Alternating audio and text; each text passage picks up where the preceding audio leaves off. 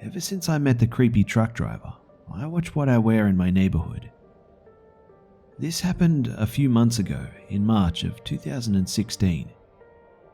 One day in March, I left my house because I needed to take the bus in order to get to my classes. I'm in college. I didn't like what I was wearing, and I already walked up a big hill in my neighborhood and almost about out of it. I decided to call my boyfriend and ask him to bring a pair of sweatpants because I felt uneasy with my outfit and it gave off a bad feeling. Within 5 minutes of hanging up the phone with my boyfriend, a white truck drives slowly behind me. When I turned around to see who it was, the driver drove slowly next to me. This is how the conversation went with the creep truck driver. "Hello, you look very gorgeous. I just wanted to let you know. Do you need a ride?" Considering I didn't like what I was wearing, this made me feel like a prostitute, but I politely declined, stating that I have a ride. "Are you sure? Because you look cold." I politely declined again, stating it was alright and I will be fine. After the second try, he gave up. Or so I thought. I immediately called my boyfriend and told him to stay on the phone with me until I at least get on the bus. When I turned the corner to walk down a street to get to the bus stop, I saw garden workers, and in front of the truck was the creepy truck driver parked, waiting for me. When I got close enough to his truck once again, he asked me if he could give me a ride using the same excuse about it being cold outside. I politely declined him for the third time. Once I got on the bus, I hung up the phone with my boyfriend and I called my best friend. As I was explaining what happened, I noticed the creepy truck driver following the bus. He followed the bus for about 15 minutes until the bus broke down and police came on the bus for a different reason.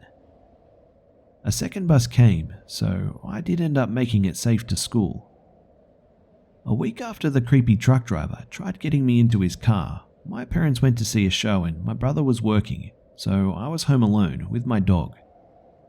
An hour after my parents left, I heard my dog going crazy, the doorbell ringing non-stop and lots of knocking. I looked out the window, and it's the stupid truck driver. He didn't see me though because I peeped through the blinds. By the time I called my neighborhood patrol, he was gone, but they watched my house for a few days. Thinking that was the last straw because now it's May in 2016 and nothing had happened for a few good months. That is, until last week when I was with my best friend walking to Taco Bell. We noticed a red truck driving very slowly. I looked at the driver, and guess who? It's the stupid, creepy truck driver, and he just smiled and waved with his new truck. I don't know how Mr. Creepy Truck Driver knew where I lived, or knew which way I took the bus. This all gives me the chills. Number 5. Well, first of all, this all happened when I was in the 9th grade. I had matured early, so I received a lot of gross comments in 7th to 9th grade. This made me lose confidence in myself, so instead of being very sociable and outgoing like I used to be, I was shy and awkward. I had 0 friends, literally 0. So teachers often came up to me and asked if I was lonely and just showed interest in me because I seemed depressed or whatever. My English teacher's name was Mr. Z. He had the creepiest blue eyes, and his smile was even creepier. On the first day of school, he asked us all about ourselves, what our favorite subject was, our names, etc. But he always called on me, even though I never raised my hand. When he asked me, I would speak quietly because everyone stared at me and it made him laugh. He used to call me by my name and then followed with Goodheart. Towards the middle of the year, I noticed that he showed me a lot of favoritism. If he took away our privileges to go to the bathroom, he would say something like, take this to the office. And then whisper, Go to the restroom if you have to. when we received our progress reports, I would have A's on assignments I had never done. I never told anyone about that because English was a class I had to pass in order to graduate. As the school year went on, I started to realize that he never looked at me in the eyes. He would stare at my chest, then my legs, at the floor, etc. But when he did look at me, he barely blinked, which made me look away instead. It was very awkward. When I first noticed him blatantly staring at my chest, I didn't think much of it at the time because I'm not very blessed in the chest, so guys usually look at my butt instead. I just figured there was something on my shirt, the first few times anyway. Towards the end of the year, he started asking me to come to his room during lunch so I could help him grade. When I came to his room, we'd have a movie on and we'd watch that for my lunch. He didn't have to teach a class after, so he let me skip my class afterwards.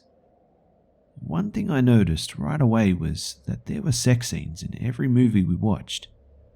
He'd ask me if I wanted to skip and I'd shrug because I wanted to act mature. It started to happen every day. We'd watch a movie every day which all had very awkward sex scenes.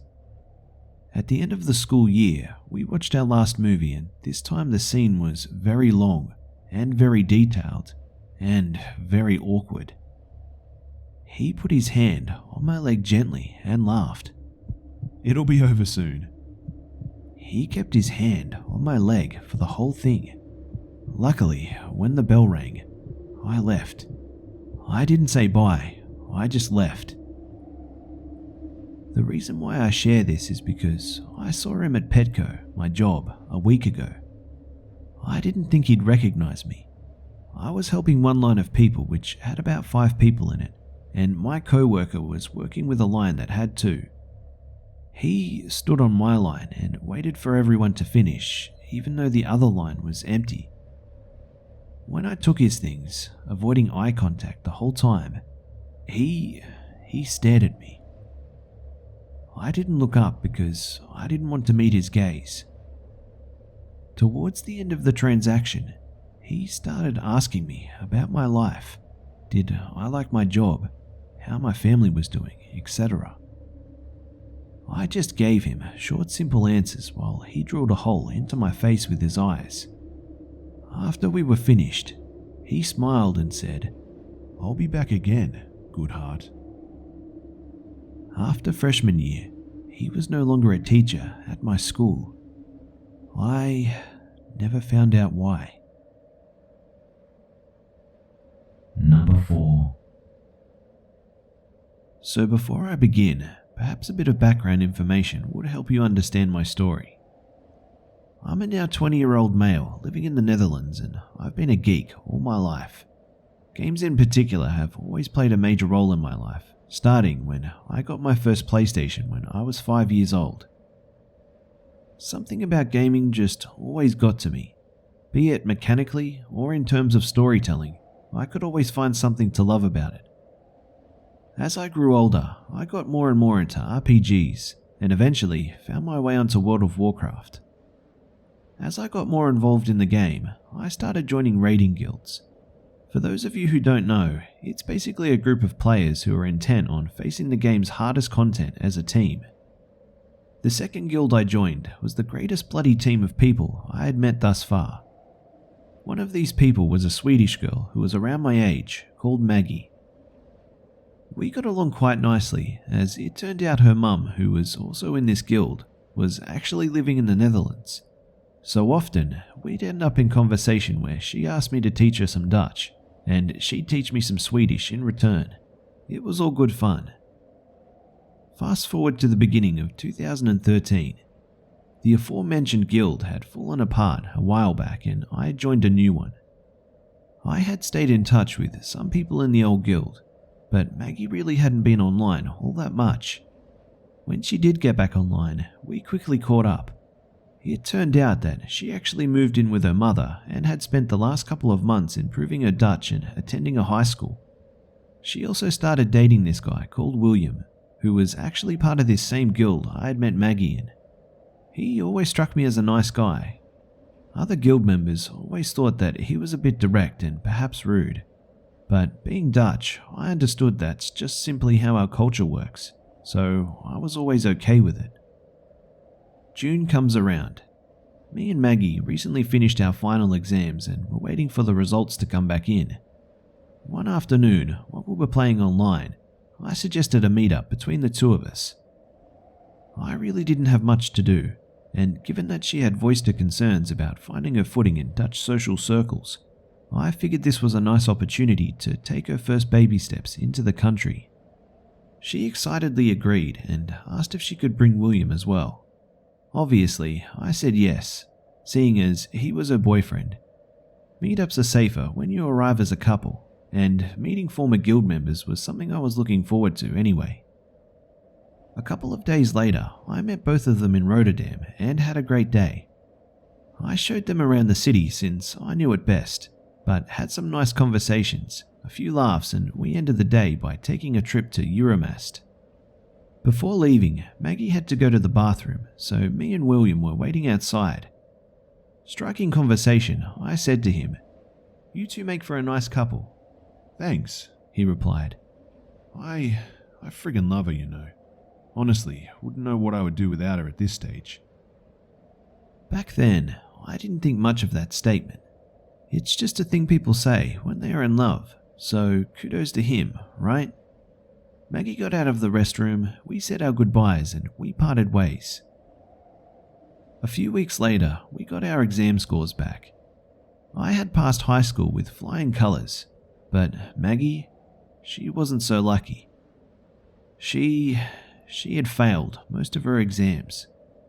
She told me she was going to be studying for the rest of the summer in order to properly prepare for the rerun of the last year of high school. I told her that if she needed any help that I was willing to see what I could do, even if I was going to college. She was very thankful and assured me that she'd let me know if she needed any help. Fast forward again to September. After our last conversation, Maggie had practically disappeared off of the internet. She hadn't logged into World of Warcraft. She was never on Skype and wasn't even online on Facebook anymore. I had asked William in mid-August how she was doing, and he assured me she was fine, so I thought nothing of it. I even admired her focus on her education. However, during my second week in college, all of that changed. I got into the metro and picked up a free newspaper in the seat next to me to pass the time. I vividly remember turning to the fourth page to read a headline saying, "Swedish woman, 19, from city, stabbed in own backyard." It took me a few seconds to even realize that she lived in that city now, and that she was 19. Even though the article didn't mention a name, I grew very concerned. I quickly sent her a text message as we exchanged phone numbers when we met up, asking her if she was okay. The rest of the day went by, and I heard nothing from Maggie. I eventually figured that if anything had happened to her, people would have most likely started posting things on her Facebook page. Concerned and scared of what I was going to find, I started typing her name into the search bar of Facebook. Sure enough, it was already filling up with messages from people that heard she'd passed away from her injuries. After inquiring with some of the former guild members, it turned out that William, he had stabbed her. She had broken up with him after she got her horrendous test results back, and he wasn't all too pleased with that. In the aftermath of the incident, me and some of the other Dutch guild members went to her city to meet up with her friends from school, attend the memorial set up in her school, and put some flowers at the scene of the crime on behalf of everyone she had played the game with. When we met up with Maggie's school friends, we found out that William, he hadn't been half as nice as we thought he was. During the relationship, he had been very controlling of Maggie, and after the breakup, he began stalking her and sending her threatening text messages. She even went to the police to report it, but they told her that they couldn't do anything for her at that stage. After that, she met a different guy and started dating him. William found out and, well, took matters into his own hands. Thinking back on this, the worst part of all of this just came to mind. When we put the flowers at the scene of the crime, we stood around for a few minutes, contemplating whether or not we should knock on the door and personally give her mother our condolences, given that we kind of knew her as well. We decided against it, given that we might unintentionally remind her mother that Maggie's online connections ultimately cost her her life. As soon as we got back to our car, we saw Maggie's front door open. Out of the door came her mother with Maggie's younger sister. I knew at the time that Maggie had a younger sister, but I did not know that she was only 6 or 7. I fucking lost it when I saw her little head hanging down while grabbing hold of her mother, scared to go around the corner to face all the drawings and flowers people had left there. In sharing this story, I found a very recent article that said William is most likely going to prison for 20 years. Honestly, William, I fucking hope you never make it out of there. Number 3. So, this happened a while back when I was in my early 20s. I was working at a little retail store in my town's mall. It was coming up to the end of half of the day, and I don't know how I noticed, but an older man, probably 50s, I'm not sure, had walked past my store about 3 or 4 times. Not consecutively, just every now and again. Now, I worked in one of those little costume jewelry stores, so it was odd for an older male to be walking past so many times, but I kind of didn't think anything of it. I don't even know how I picked up on it in the first place. It came to closing time, and I had left to catch my bus home at about 6:30 p.m. I remember it was transitioning into winter because it was dark out by then. I'm a very paranoid person.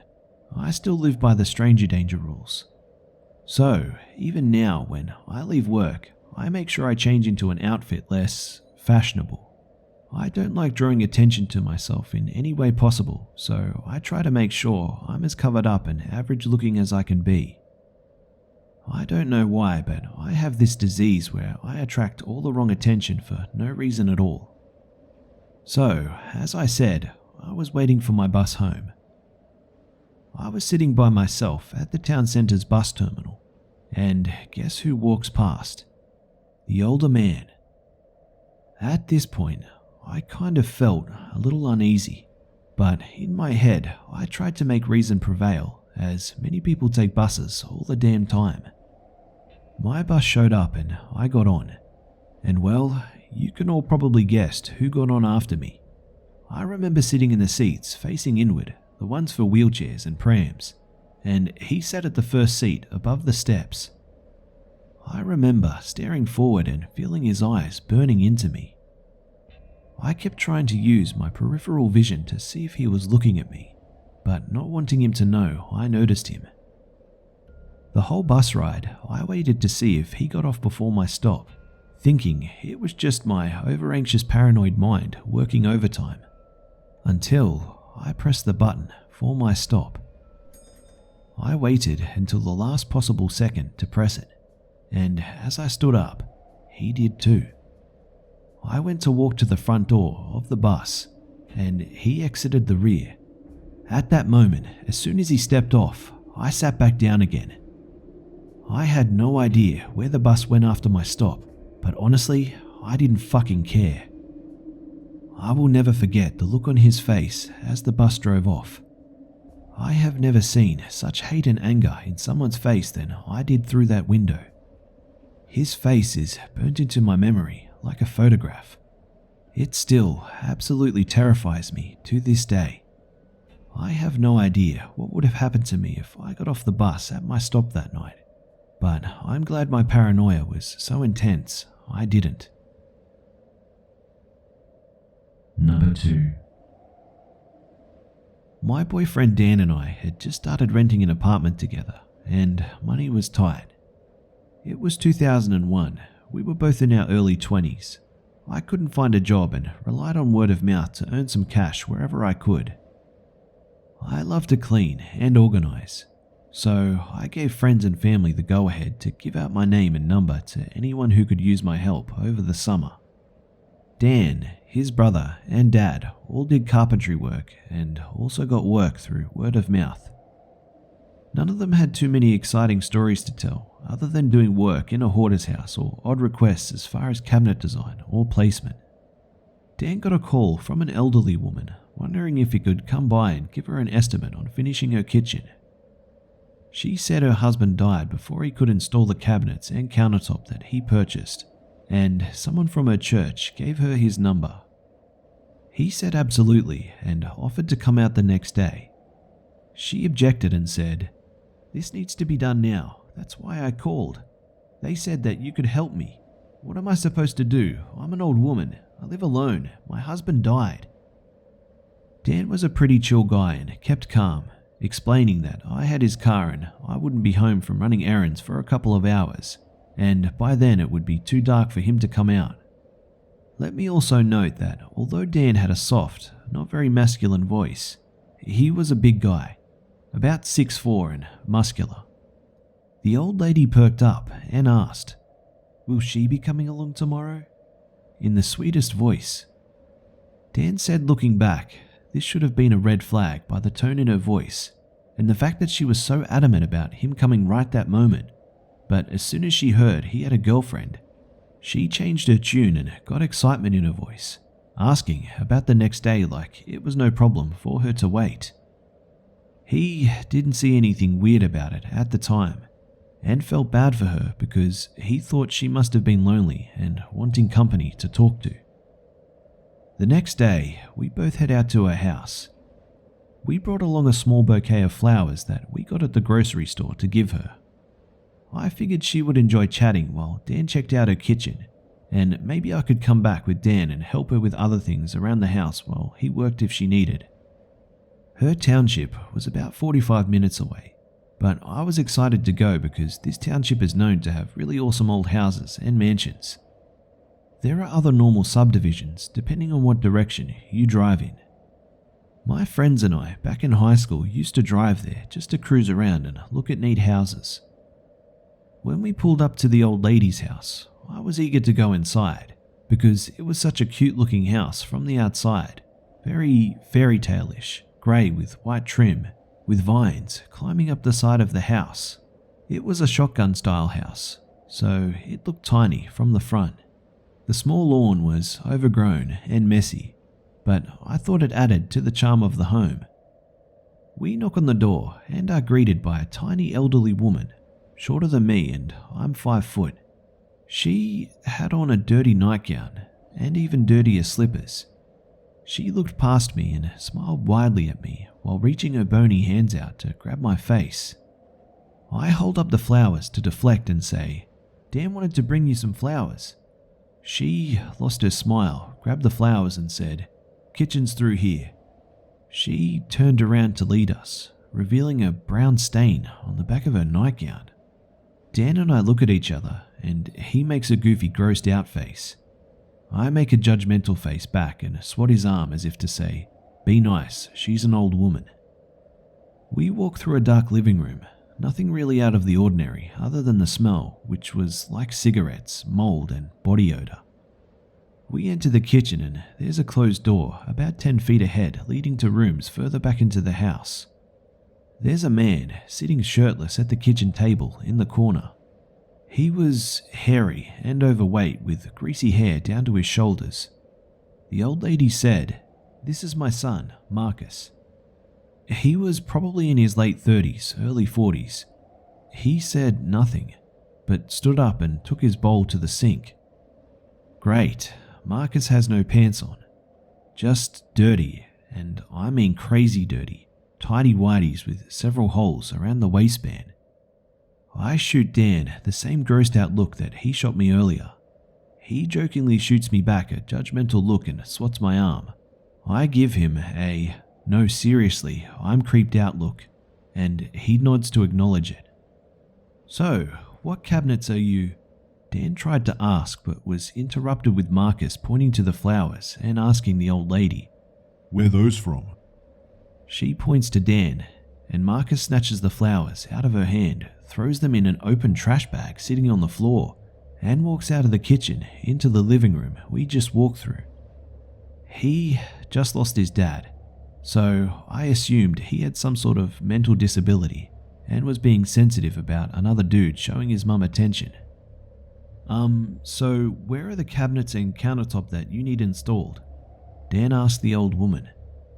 Oh, I thought you were bringing them, she huffed out, sounding shocked that he would even ask that.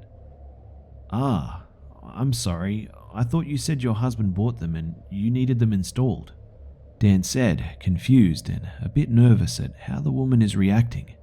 So you brought nothing? What is it you do? What is it you're going to try and sell me? She gets closer to Dan as she's throwing her hands up in disbelief and anger. Marcus comes quickly, stomping in at the sound of his mother's distress. Rushing in from the other door past the kitchen was another man, around the same age. Wonderful, this guy is in his underwear too. Fucking dirty tidy whities. This woman told Dan on the phone that she lived all alone. This new guy freezes just past the doorway and just stares at me, standing feet away.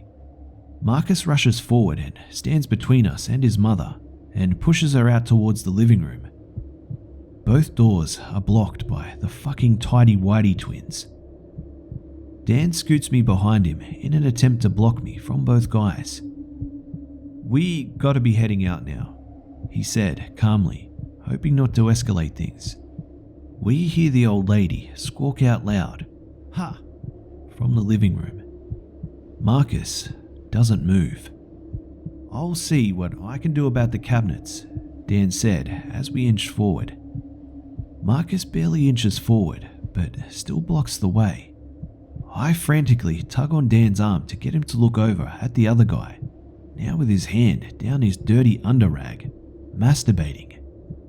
And that's when my calm, chill boyfriend loses it. I've never heard him scream like this. He remembers growing up and his older brother taught him how to deal with bullies. Say some crazy, messed up shit to them and they'll be too stunned to react. Dan screams with rage. The last person to corner me got beat to fucking death. I'll fucking kill you, your fucking mum, if you don't get the fuck out of my way. My boys are gonna come gang rape your fucking skulls if you don't back the fuck off. Veins popping, spit flying. Marcus looked surprised and he rushed past us towards his brother. For a split second, we both thought he was going to attack Dan, so he instinctively threw up his fist to defend himself.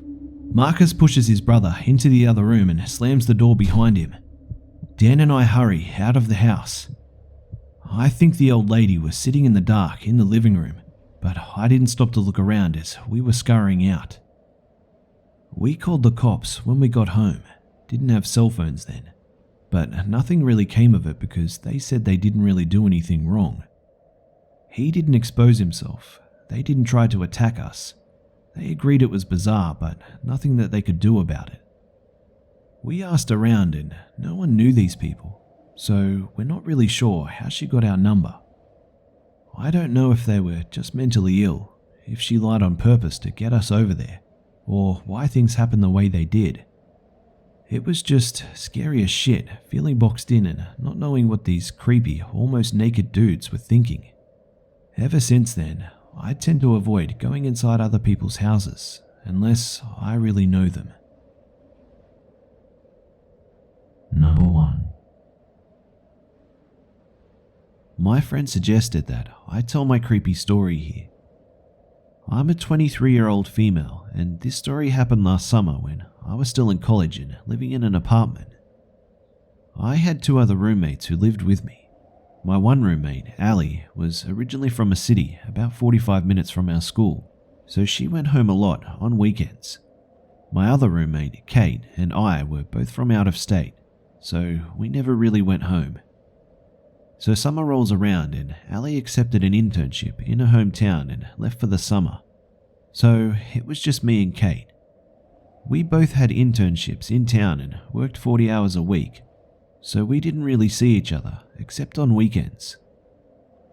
My apartment complex was large and had an open layout, so everyone's front doors were accessible from outside. You didn't have to be buzzed in or anything. We lived on the first floor. We also had a lot of friends who lived in our same complex. We would often leave our doors unlocked during the day when we were home in case anyone popped in to say hi. It was a Friday, which meant I didn't have to go into work until noon. All the executives had meetings in the morning, and since I was an intern, I wasn't required to be there. Kate, however, still left at her usual time of 8:30, leaving the door unlocked. Nothing uncommon about that. She knew I would be up soon, plus it was 8:30 a.m. What could happen? I was getting ready for work in my bathroom with the door closed around 10 a.m. when I heard our front door swing open. I figured it must have been one of my friends wanting to borrow something, or Kate had left her lunch here. I waited a minute for my friend to yell my name or raid my fridge, but I didn't hear anything. I suddenly got a very uneasy feeling. I stuck my head out and didn't see anything initially. When I stepped out and turned towards the kitchen, standing in my kitchen was a middle-aged man with his back to me. "Excuse me, can I help you?" I yelled. The man turned around, looking very surprised to see me. He was holding a grocery bag with something in it. I couldn't see what it was. He stared at me for about 5 seconds before telling me he was the maintenance man and we had called about an issue with our sink. I immediately felt like an idiot for being so rude and thought Kate had put in a request and not told me. She had done this before. He then mumbled something along the lines of he didn't have the proper tools to fix the problem, so he would have to come back later. He then breezed past me and went out the door. Weird. I immediately texted Kate and bitched at her for not telling me that he was coming. She didn't respond, so I continued getting ready for work and left. Around 2 p.m, Kate called me on her break to explain that she never put in a maintenance request. I immediately got a very nervous feeling. She told me to call our manager's office and report it. I told my manager the story and he was not exactly very concerned and just blew me off. My apartment complex was pretty safe.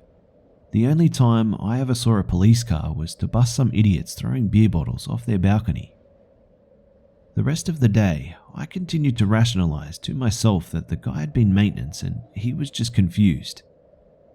By the weekend, I had basically forgotten about it. Kate left Friday night for the weekend, meaning I had the apartment to myself, which never happens, so I was pumped. This was around the time of the NBA playoffs, and our hometown team was playing Saturday night, so me and a few of my friends went to a bar to watch the game. My friends were taking an Uber, but were headed in a different direction than me, so I opted to walk. Taking the long way meant I was coming from the opposite direction of where I usually walked in from the parking lot. I could see my windows first from the street, then have to walk around and up a few steps to get to my front door. As I got closer to my apartment, I could tell that something was off with the windows. I could see Ali's window was just barely cracked open. First of all, Ali has been gone since May, and it was the end of June. Then, as I got even closer, I saw that the screen looked funny. It was sideways, like it had been popped out and then it had been put back in, upside down. Now listen, I'm not one to overreact, but I knew for a fact that that window had been closed before I left for the bar. So, I noped the fuck out of there and ran to my friend's apartment on the 3rd floor, where I called the police. I went down when they got there and reiterated the situation to them. They told me to go back to my friend's apartment and wait until they told me it was okay to come out. After about 2 minutes, the cops walked out with, you guessed it, the fucking weirdo who was in my kitchen the day before. The cop was holding this big-ass hunting knife in his hand. I really wish the police hadn't told me what I'm about to tell you, because it still haunts me. They found the creep hiding behind my couch in my living room, holding a hunting knife wrapped in a Kroger bag. And even creepier, had I not walked home and noticed the messed up window, I would have just walked in the front door from the parking lot unknowingly. I had a lot to drink that night, and I had just planned on going right into my room and passing out. I would have fallen asleep with this guy still in my apartment, and I know for a fact that he wasn't just planning on hanging out.